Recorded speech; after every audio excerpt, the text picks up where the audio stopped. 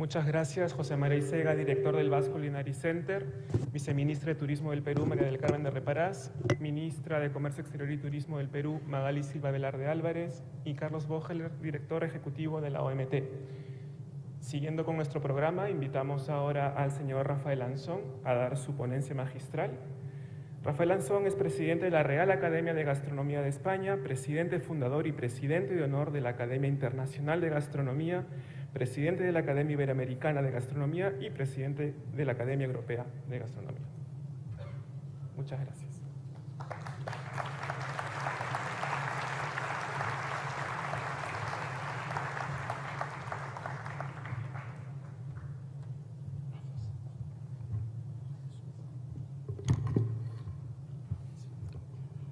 Como siempre lo bajo un poco. Buenos días. A mí me encanta hablar en público y para hablar en público lo importante es que haya público. Y quiero decirles que pocas veces he tenido la oportunidad y el honor de hablar con un público tan amplio. Por lo tanto, muchas gracias.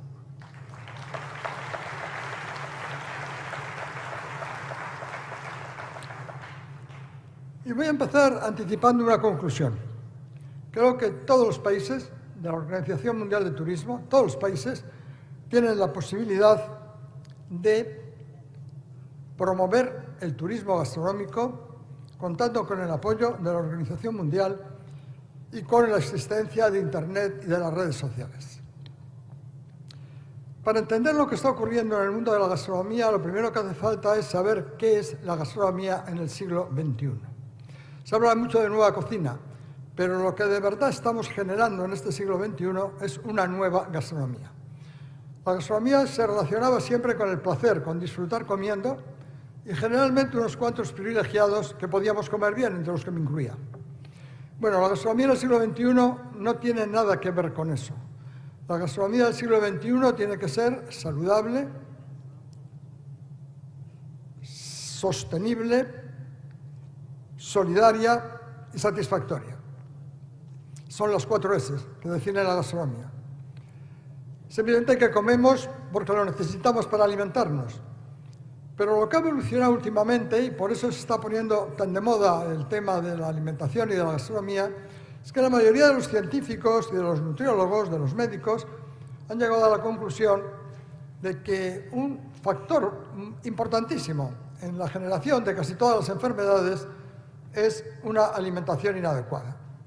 Y por lo tanto, ya no se plantea simplemente comer para alimentarse o simplemente comer para estar bien. Se plantean también una serie de exigencias para evitar temas tan importantes como enfermedades que la Organización Mundial de la Salud, por ejemplo, acaba de decir que la obesidad es la epidemia más grave del ser humano de la historia y llama epidemia algo que no es contagioso por primera vez. En segundo lugar, la diabetes, que se está extendiendo también con marchas aceleradas por todo el mundo y que afecta sobre todo a nuestros niños. Es un problema de la población infantil, de la enseñanza infantil y de la enseñanza primaria. Y, por supuesto, las enfermedades cardiovasculares, que es el 50% de las causas de mortalidad en nuestro mundo desarrollado. Pues bien, esas 3 enfermedades que generan unos gastos en sanidad que probablemente a la larga ningún sistema sanitario, ni público ni privado en el mundo, podría soportarlo, hay una posibilidad de enfrentarse a esa realidad que es tratando de que la gente coma de una manera adecuada. Por supuesto, en primer lugar hay que luchar contra el hambre, pero luego también contra la malnutrición por defecto o por exceso. Y la obesidad, la diabetes, las enfermedades cardiovasculares, en un 50% el factor principal de riesgo es la alimentación. En segundo lugar, la gastronomía tiene que ser solidaria. No se trata de que unos cuantos privilegiados coman bien, se trata primero de erradicar el hambre, objetivo número 1, y en segundo lugar, que la mayoría de la gente, por no decir toda, tenga la posibilidad de comer saludable, por supuesto, pero también de disfrutar comiendo. Disfrutar comiendo no puede estar limitado solo a unas cuantas personas. Y yo diría más, la solidaridad tiene que ser también compartir. La gastronomía es, sin duda alguna, salud, placer y compañía. La mesa es el lugar donde se generan las relaciones sociales, donde existe la convivencia, la convivialidad, la amistad. El hogar era el lugar donde cocinaban y comían las familias. Ahora cada vez cocinan y comen menos juntas y por tanto hay menos familia. Por lo tanto, no se trata solo de la solidaridad en el sentido de los demás, sino también la solidaridad en el sentido de compartir. Y por supuesto, ya ha salido aquí muchas veces, sostenible. Y yo también creo que sostenible en dos aspectos. El primero es que hay que pensar en las generaciones futuras. Tendría poco sentido que por comer nosotros bien dejemos a nuestros hijos o nuestros nietos un mundo en el cual encontrar comida de calidad sea muy difícil. Por lo tanto, todo lo que se haga tiene que tener ese aspecto de sostenibilidad. Pero yo diría más, sostenibilidad también por egoísmo. Porque es que las cosas artesanas, las cosas de proximidad, son mucho mejores desde el punto de vista gastronómico. No es igual un tomate recién cogido que un tomate que ha estado en una cámara frigorífica, que va a una tienda, de la tienda al restaurante y luego se lo come uno que no sabe nada. No. Por lo tanto, la cocina de proximidad es verdad que es una cocina de apoyo al medio ambiente, es una cocina ecológica, pero también es una cocina que genera más salud y más placer. Y por último, satisfactoria. Yo no soy sospechoso, yo disfruto y quiero disfrutar mucho comiendo. Y además hay una frase del profesor Grande Cobian que decía: Rafael, desengáñate, la gente comerá lo que debe si le gusta. Por lo tanto, el que te guste, que aparentemente es lo menos importante de las tres cosas anteriores, se convierte en un tema principal, y es el éxito de la cocina y el papel que tiene la cocina. Conseguir que lo que debemos comer solidariamente, lo que debemos comer desde el punto de vista sostenible, además esté bueno y además nos guste. Es muy difícil convencer a un niño que le guste más un melocotón que un donuts si no come melocotones. Hay que conseguir que le guste el melocotón también. También se puede comer un donuts de vez en cuando, no es ningún problema. Por lo tanto, el tema de la satisfacción del placer es un problema básicamente de aprender a comer. No es que sea compatible comer saludable y disfrutar comiendo. Yo recuerdo una entrevista que me hicieron hace poco en Francia, que quién era mejor gourmet, el que a la hora de comer solo piensa en disfrutar o el que también piensa en lo saludable. Y le dije: señorita, es que el que a la hora de comer no piensa en lo saludable, no es que sea bueno o mal gourmet, es un imbécil.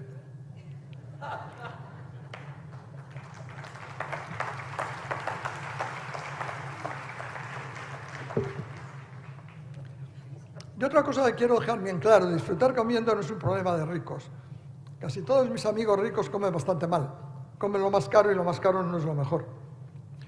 Mi plato favorito son unas papas, si fueran posibles de Perú, si no de Ibiza, hervidas. Yo las aplasto con el tenedor para que tengan la textura que yo quiero. Les añado un poco de aceite de oliva virgen extra, si es posible picual, y un poco de sal, de flor de sal del Cabo de Gata. Me gusta tanto como el caviar y cuesta 0,25 euros. 0,25 euros. Y para mí es el plato ideal. Por lo tanto, tenemos que pensar en la forma de aprender a comer. Decía el conde de los Andes que hay dos cosas importantes en la vida: una, comer, y la otra, cenar. Bueno, pues si es tan importante comer y cenar, ¿por qué no dedicamos tiempo a aprender a comer? Porque el gusto, el tacto, el olfato se educan igual que la vista y que el oído. Y por lo tanto es muy importante, y es para mí el eslogan del siglo XXI, Food Sophie, llevar la sabiduría al mundo de la alimentación.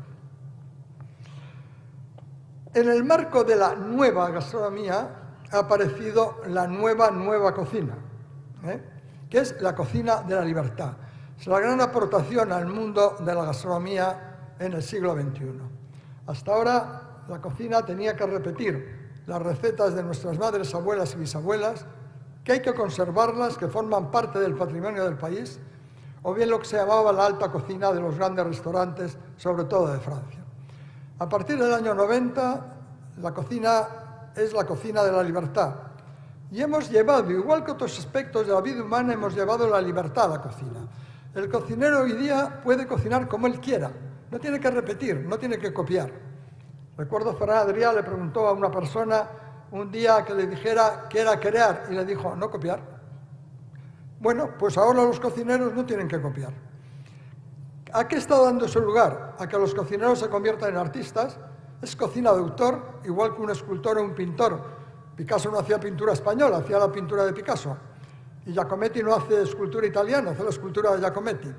Ferran Adrià no ha hecho nunca cocina española, ha hecho la cocina de Ferran Adrià. Por supuesto que todos se inspiran en las raíces del mundo en el que están y del territorio en el que viven, pero crean, es la cocina de la innovación, y eso ha hecho que se avance en 26 años más que probablemente en toda la etapa histórica anterior.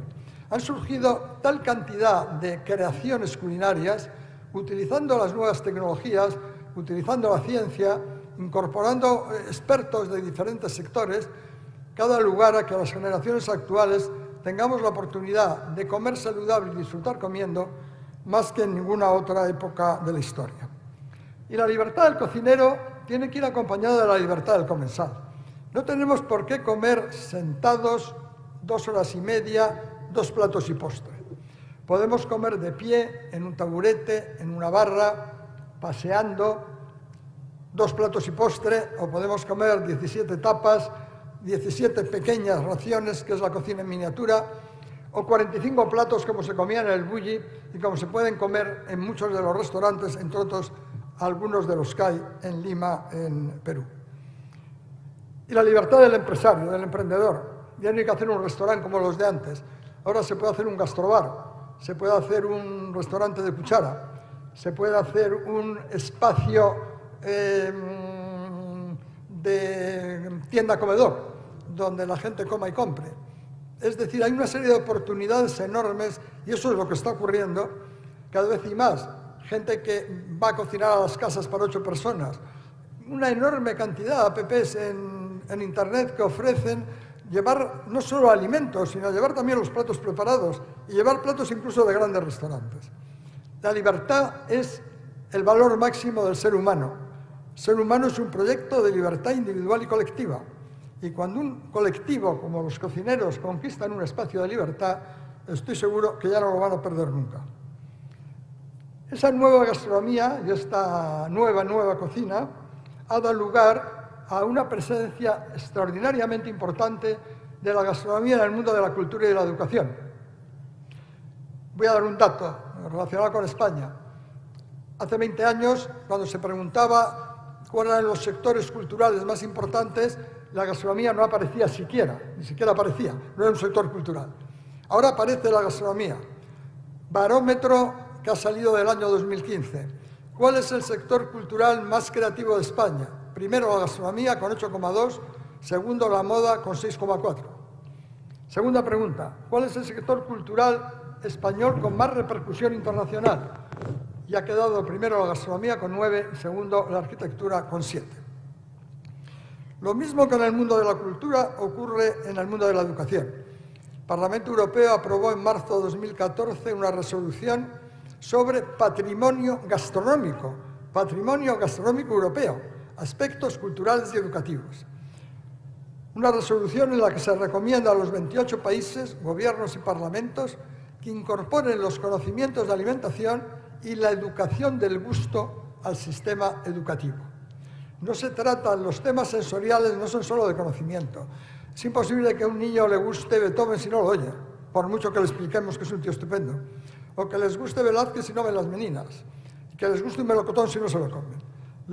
El mundo sensorial es de conocimientos y de experiencias. Y hay que trasladar esas experiencias al sistema educativo porque hoy día la familia cumple menos esa labor de lo que podía hacerlo antes. El Congreso de los Diputados español, desarrollando esa resolución, aprobó una proposición no de ley en la que recomienda a las comunidades autónomas que incorporen los conocimientos de alimentación y que incorporen la educación de los sentidos, sobre todo del gusto, al sistema educativo. Por primera vez en la historia, un sentido aparentemente más vulgar y más pecaminoso, que es el gusto o el tacto, pasa por delante de los 2 sentidos espirituales y nobles a lo largo de toda la historia.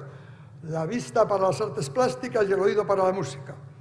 Para todas las religiones el gusto y el tacto eran tan pecaminosas que en el caso de la religión nuestra el gusto era gula y el tacto era lujuria, con lo cual la especie humana hubiera desaparecido por inanición o por falta de reproducción. Bueno, pues eso ya se acabó. Ahora hay que aprender, hay que educar la vista y el oído, pero hay que educar el gusto, el tacto y el olfato, las 3 cosas, sin duda alguna. en el aspecto de cómo la gastronomía, lo decía muy bien José María, se ha ido incorporando a la vida de todas las sociedades y de todos los países, se ha incorporado también a la economía. Últimos datos. La suma de la agroalimentación, el turismo y la gastronomía representan en España el 25% del Producto Interior Bruto, el 25%. En estos momentos ese sector da trabajo a 5 millones de personas. En la época de la crisis, el segundo sector que más ha exportado en España, después de coches y maquinaria, ha sido la alimentación. Y por lo tanto, creo que es extraordinariamente importante dar a la alimentación, a la gastronomía, la importancia que tiene, incluso en términos económicos, como decía antes, también en términos de reducción de los gastos en sanidad. Bueno, y ahora ya vamos a hablar de gastronomía y turismo, como es natural. La incorporación de la gastronomía que ha tenido lugar en la cultura, en la educación, en la economía, lo ha hecho de una manera extraordinariamente importante en el turismo. Aquí en Perú ha aumentado extraordinariamente el número de turistas. Según me comentaba ayer la ministra, casi un 20% de los turistas vienen ya a comer como motivación principal. Yo les voy a dar los datos de España. Hace 20 años a España no venía nadie a comer. Por supuesto comían, y cenaban y desayunaban, pero no venían a comer. El año pasado han venido a España 68 millones de turistas, 68 millones. El 15%, es decir, cerca de 9 millones, han venido como motivación principal la gastronomía. Han venido no solo a comer, han venido a ver cómo se come en España, cómo está la gastronomía en nuestro país. Esos turistas que vienen con la motivación principal de la gastronomía gastan más que los otros. Y además dicen algunos que cuando comen bien su mujer dice vamos de compras. Pues también gastan más. A los 68 millones de turistas se le ha hecho una relación de 10 posibles motivos de satisfacción en España: sol y playa, museos, ferias, exposiciones, diversión, alojamientos, infraestructuras, transportes. Lo que más han valorado España, con 8,4, ha sido la gastronomía junto a transportes y infraestructuras y alojamientos. Pero esos turistas no valoran de España haber estado en los grandes restaurantes. De los 100 grandes restaurantes españoles de cocina creativa conocidos a nivel mundial, han ido 50.000 turistas. Por tanto, los 68 millones han valorado la gastronomía española por algo que todos los países que están aquí representados tienen igual que España. Lo han valorado por la materia prima, sobre todo en relación calidad-precio. Es igual de bueno y menos caro que en otros sitios, no malo y barato, sino igual de bueno y menos caro. Y en segundo lugar, la hospitalidad. Dicen que cuando comen en un restaurante por Europa se van a la hora y media y no han hablado ni con el camarero. Y en España a la media hora tienen amigos. Es verdad que eso lo genera también mucho el modelo y la forma de comer. Si uno come en mesas separadas, levantarse y hablar con el de la mesa de al lado es de mala educación. Si uno come en una barra, en un taburete de pie, casi es obligatorio hablar. Y por lo tanto, cuando le preguntas a una persona que está en una barra, ¿qué pasa? ¿Que aquí las croquetas son mejores? Dice, no, aquí un amigo. Se ha parado donde le han dado conversación. Cuento esto porque a la hora de pensar en una promoción de turismo gastronómico, no hay que pensar en restaurantes con estrellas, que hay muy pocos países que las tengan, o restaurantes con grandes cocineros creativos, porque no es verdad. La gente va a los países a conocer los productos, los alimentos. Ayer en el mercado de San Isidro fue una explosión. La capacidad de sorprendernos y emocionarnos con las frutas, con los pescados, con todo lo que genera la naturaleza en Perú. Y además yo en un país lo que quiero es ver lo que hicieron sus madres, abuelas y bisabuelas, como me gusta mucho en España conocer lo que hicieron las mías. Por lo tanto, no tener ningún tipo de complejo. Los países tienen una materia prima original, distinta, divertida, normalmente a mejor precio, y tienen siempre el esfuerzo de las madres, abuelas y bisabuelas que a lo largo de los siglos tuvieron que darnos de comer y conseguir que disfrutáramos comiendo con elementos muy sencillos, pero con algo que no existe en los restaurantes, porque ellas cocinaban con tiempo y con amor. Y con amor y con tiempo se consigue transmitir emoción y felicidad. Creo que lo fundamental en el turismo gastronómico, y lo han dicho también antes, es que la gente pueda conocer la oferta gastronómica global de un país. La oferta gastronómica global de un país. ¿Cuál es esa oferta gastronómica global? Evidentemente, alimentos y bebidas, la materia prima, la transformación que han hecho las industrias y los artesanos y los trabajadores. Hemos tardado millones de años en desarrollar la agricultura. Por cierto, es la primera vez que se utiliza la palabra cultura, porque a lo que el ser humano dedicó más tiempo es a la cultura del campo, a la cultura para comer. A la ganadería, 2000 años. A la acuicultura, 40 años. Ya en España, el 40% de los peces que comemos son de acuicultura. La segunda parte, aunque no lo parezca, es importantísimo, es los lugares donde están esos alimentos. Lugares en origen, pero también lugares en los que de alguna manera, como ayer en un mercado, se pueda compartir con la gente del lugar todo lo que tenemos alrededor. Y por supuesto los restaurantes, pero restaurantes por el tipo de restaurante que la gente busca, no necesariamente solo la calidad de la cocina, que tengan glamour, que sean interesantes, que estén en edificios históricos, que tengan una decoración particular, para ir con niños, muchos motivos por los cuales la gente busca el restaurante y al restaurante va para ser feliz. Y la felicidad no se la da solo lo que le ponen en el plato, se la da muchas más cosas. Y yo diría que referencias bibliográficas y toda la parte cultural, toda la parte histórica, saber lo que hicieron los incas en el caso de Perú, o lo que han hecho nuestros antepasados en cualquiera de los pueblos. Quiero destacar que todo esto, dar a conocer la oferta gastronómica global, no sería posible si no fuera por una cosa que se llama Internet. A través de los medios convencionales tardaríamos años. A través de Internet y de redes sociales se puede dar en meses. Y además es muy barato y lo puede hacer cualquiera. Por lo tanto, jugando con la oferta gastronómica global, jugando con que estamos en la era digital, en un mundo virtual, contando con el apoyo de la OMT, todos los países pueden promocionar su oferta gastronómica. Las redes de turismo gastronómico es la gran iniciativa que ha tomado la Organización Mundial de Turismo. Con razón, el turismo es sin duda el fenómeno de masas más importante del siglo XXI. La gastronomía es el fenómeno humano más importante del siglo XXI. Y como es natural, juntando las dos cosas, podemos hacer que el turismo gastronómico sea la industria de la felicidad y contribuya a la felicidad de las personas. Propuestas concretas, 30 segundos. Crear un espacio en Internet que sea lasredesdeturismo.com. Incorporar en ese marco general la oferta gastronómica global de cada país. Mantener la celebración de foros mundiales de turismo.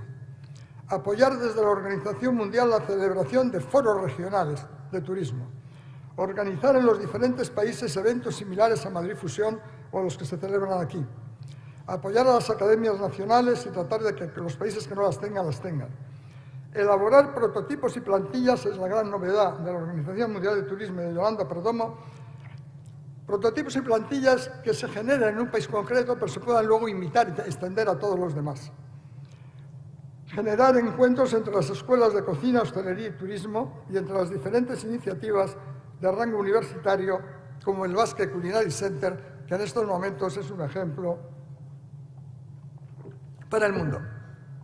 Termino con un poema, me encanta la poesía, que está en el origen de la democracia española, que pronunció Adolfo Suárez en el Congreso de los Diputados y que dice: está el hoy alerto al mañana, mañana al infinito, hombre del mundo, ni el pasado ha muerto, ni está el mañana, ni el ayer escrito, porque el ayer y sobre todo el mañana lo vamos a escribir entre todos y vamos a conseguir que los sueños se conviertan en ilusiones, las ilusiones en esperanzas y las esperanzas en realidades, diferentes, distintas, pero mejores y sobre todo, mejores para todos. Gracias.